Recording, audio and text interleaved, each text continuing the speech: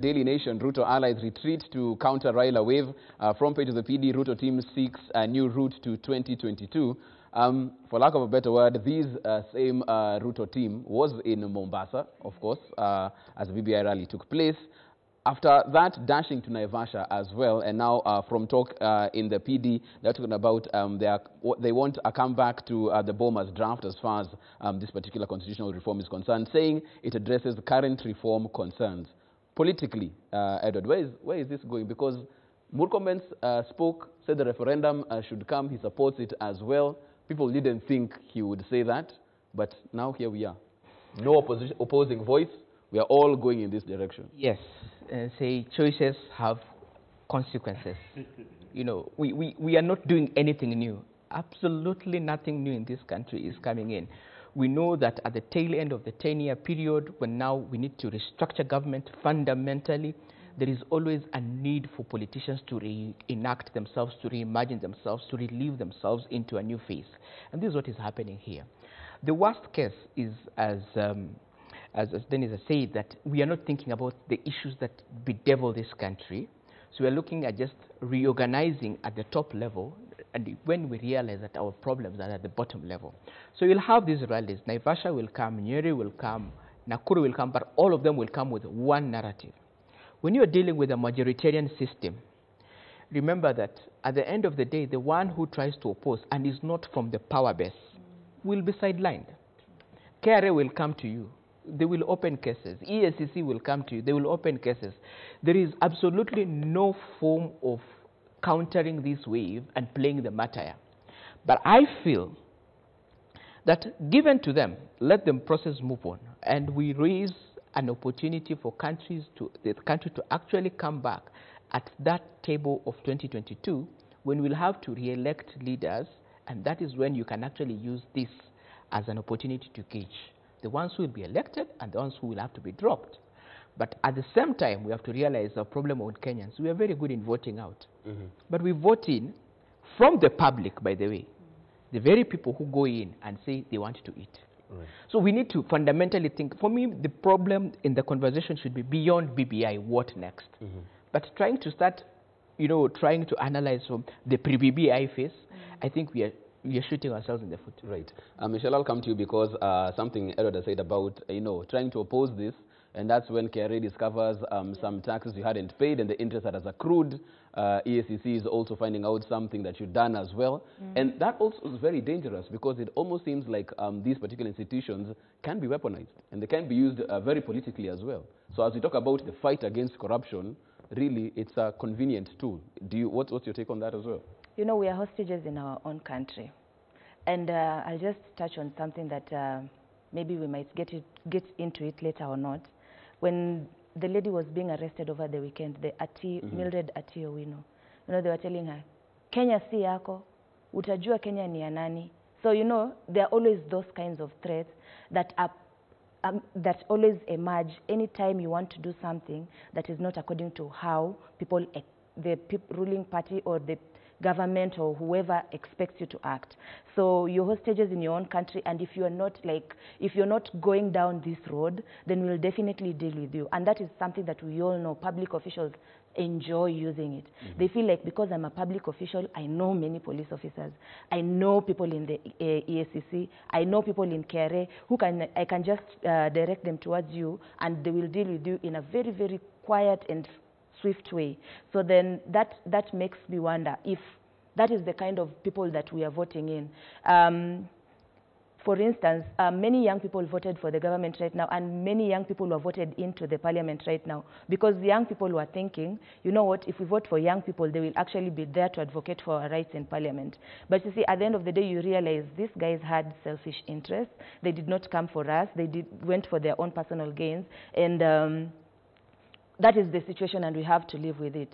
So then it is so unfair that if you have to speak a different tune, or if you have to dance to a different beat, then you are completely a national enemy. It's unfortunate. Right. Dennis, I'll come to you because as we look at the PD, they're talking about now backing the 2005 Bomas draft.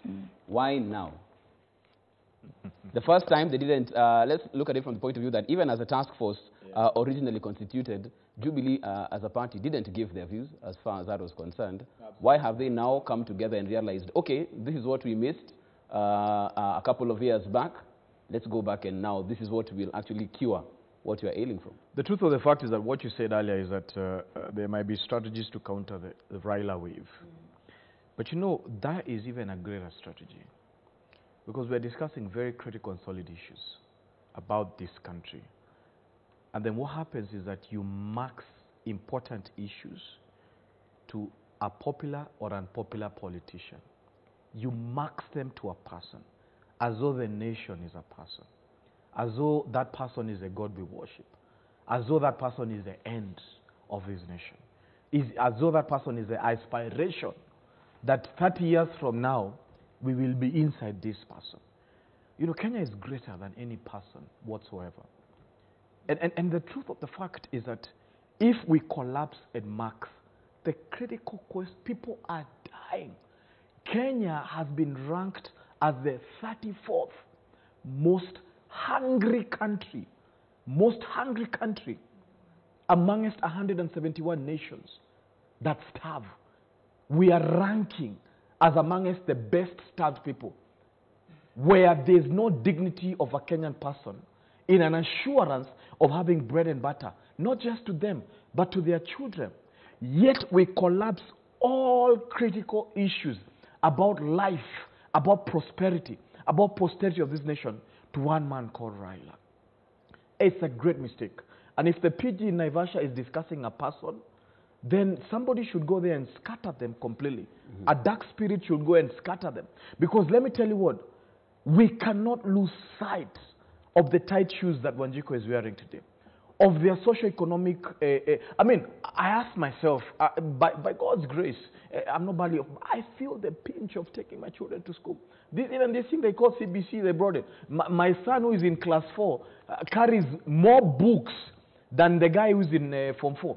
So the burden that is on a Kenyan today is extremely painfully excruciating. And let me tell you what, a referendum will not resolve this issue.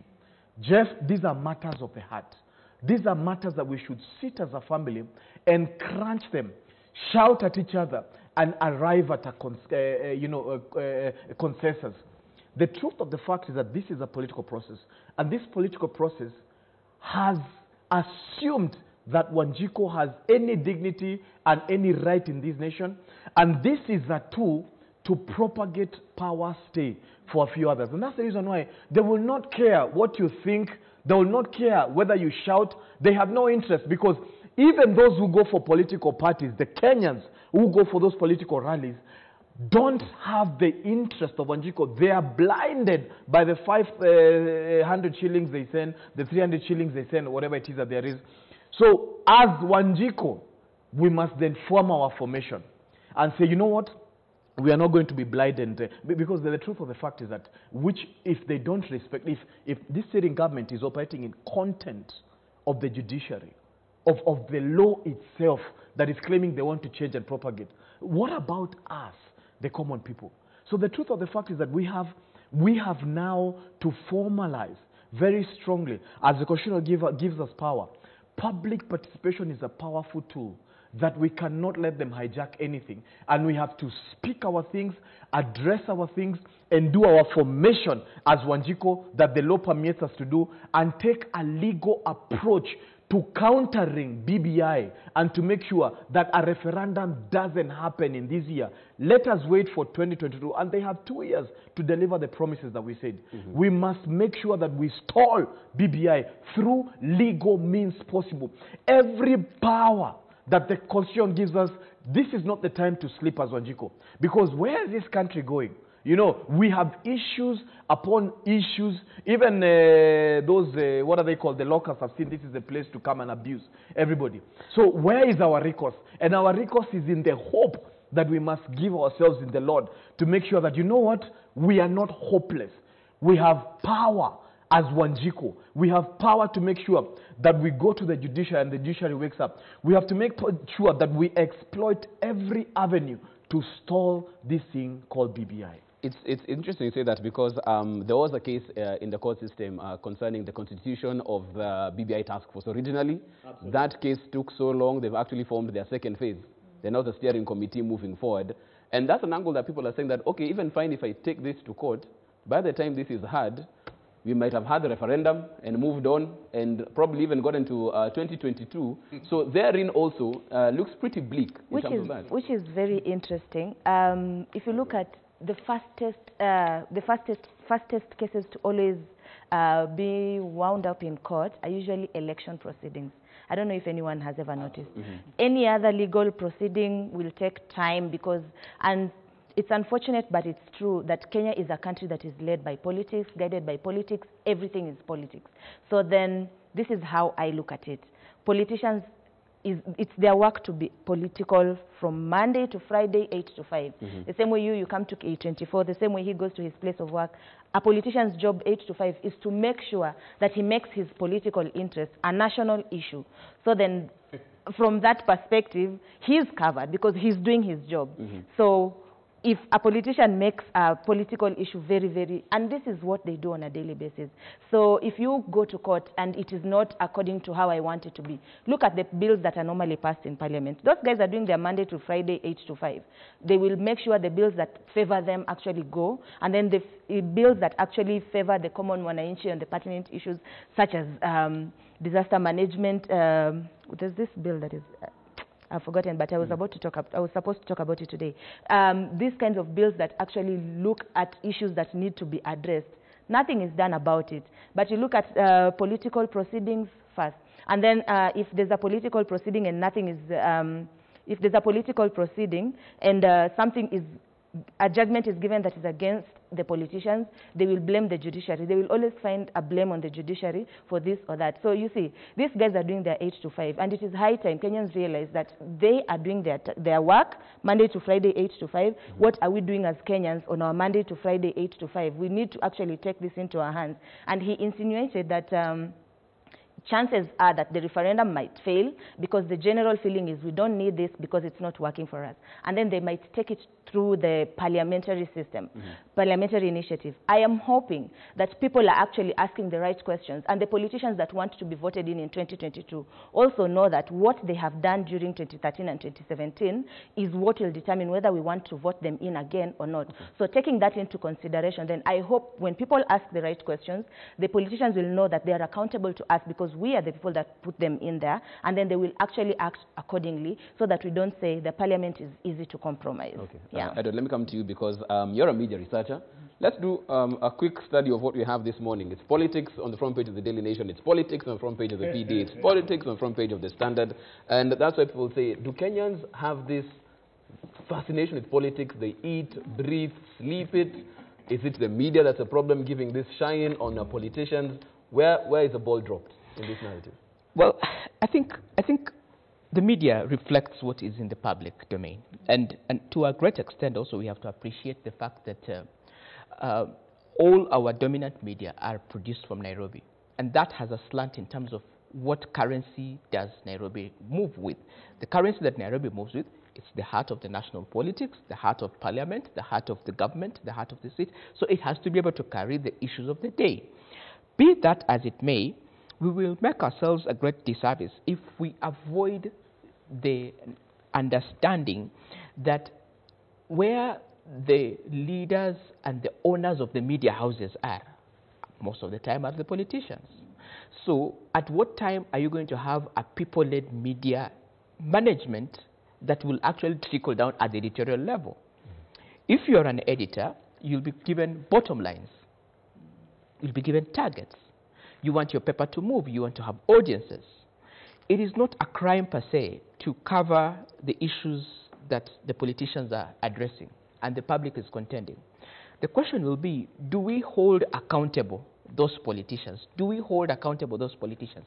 And as an editor, do you have room and leeway to be able to rule and move on in terms of a narrative that actually addresses the issues of the public? Having said that, I think we can look at the headline and we can be excited about it and say, well, the media is condemning all the issues to do with playing the narrative of the politicians. But if you look inside, you'll find very interesting stories. that actually the public, the journalists are doing. Stories to do with our health system and why it's ailing. You know, stories to do with our economy and why the economy is not doing well. At the end of the day, I always ask people, when you've condemned the media for doing the political story on front page, do you actually look and realize that the media is not a prosecuting agency? The media is not a voting agency. You go and vote these people who say tyranny of numbers.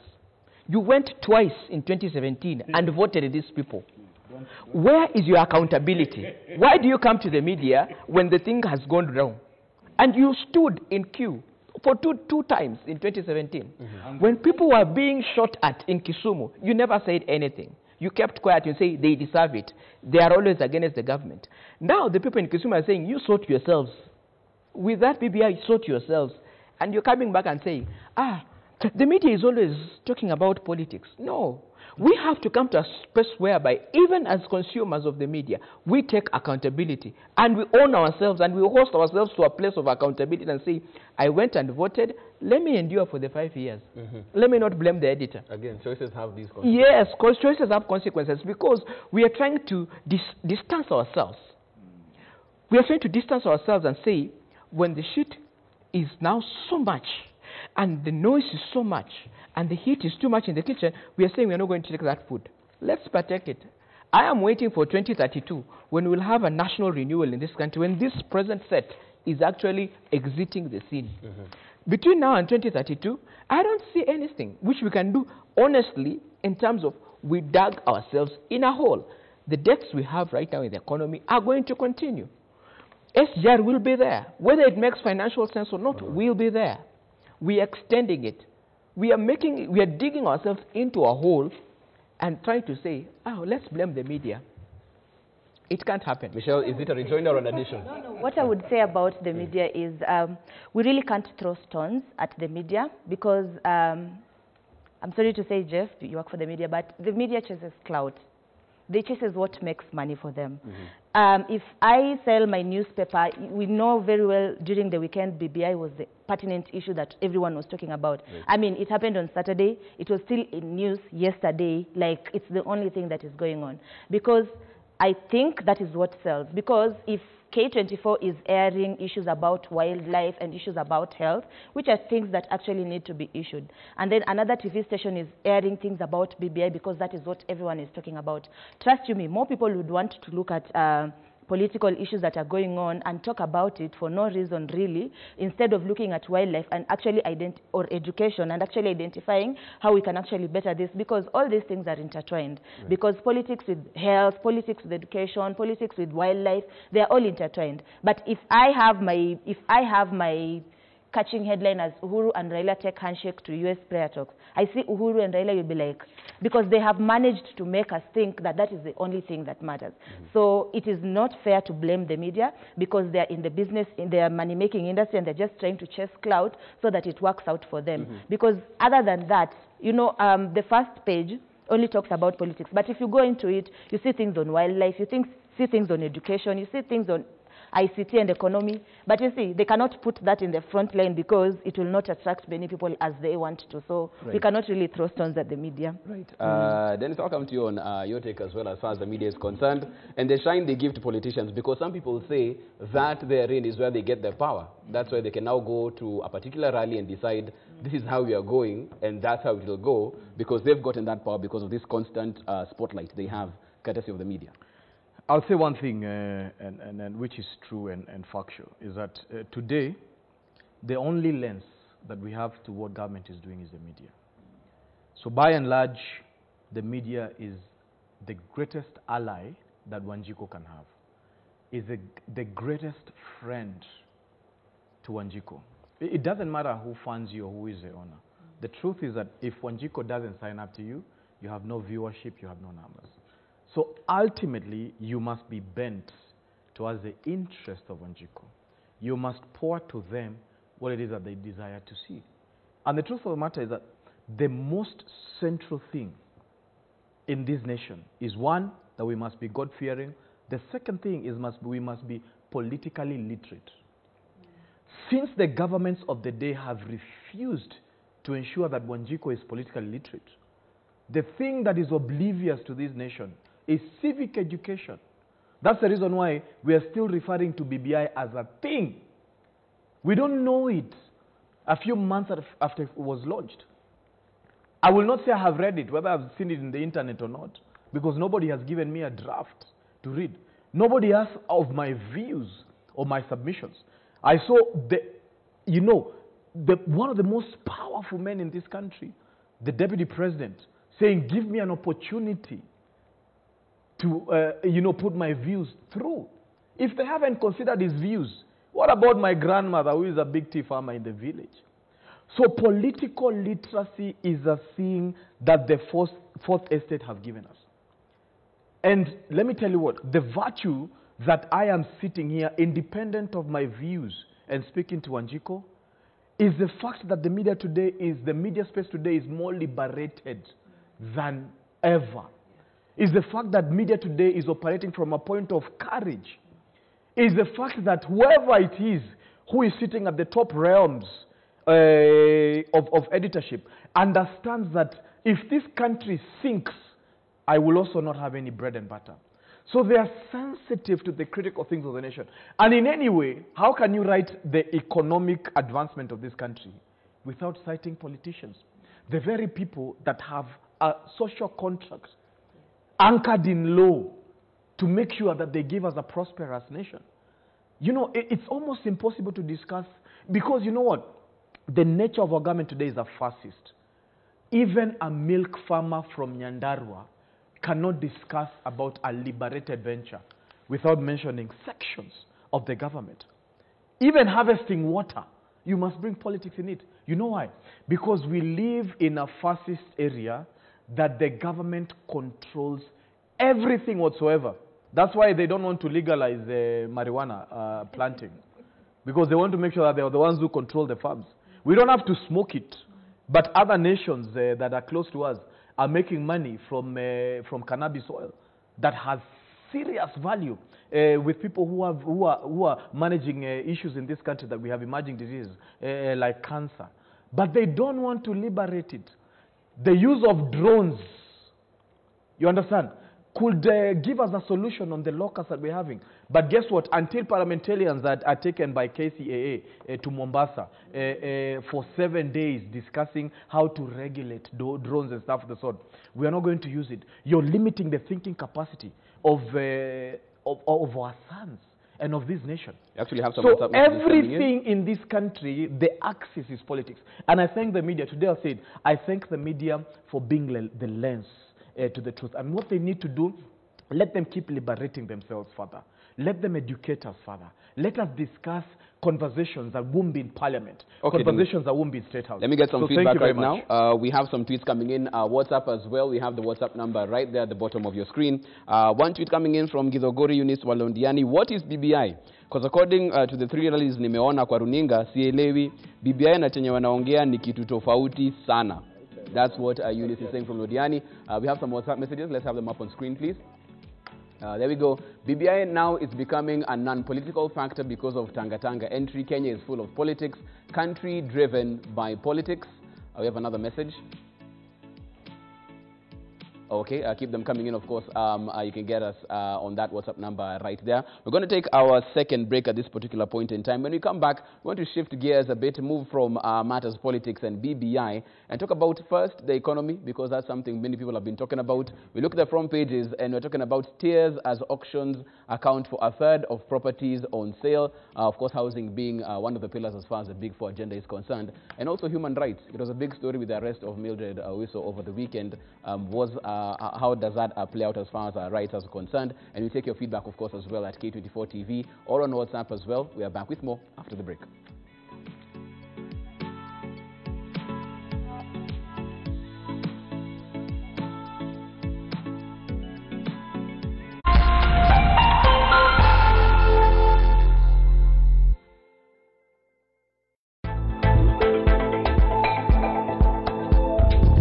I don't fear the devil. What do you know about the devil?